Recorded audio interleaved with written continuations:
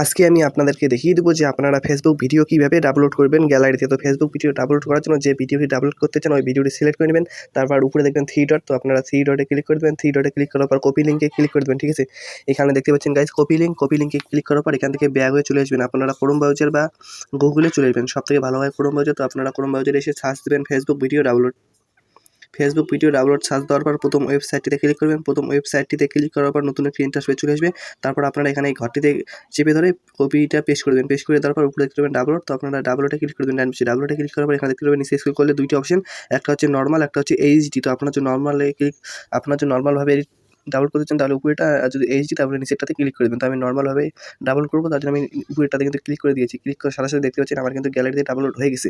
এখন আমি ব্যাক হয়ে চলে এসেছি আমার গ্যালারিতে, দেখতে পাচ্ছেন আমার গ্যালারিতে আসলাম। দেখতে পাচ্ছেন এই ভিডিওটি কিন্তু আমার গ্যালারিতে ডাউনলোড হয়ে গেছে। এইভাবে কিন্তু আপনারা ফেসবুক ভিডিও গ্যালারিতে ডাউনলোড করতে পারবেন। তো ভিডিওটি ভালো লাগলে লাইক সাবস্ক্রাইব করে পাশে থাকবেন। আসসালামু আলাইকুম।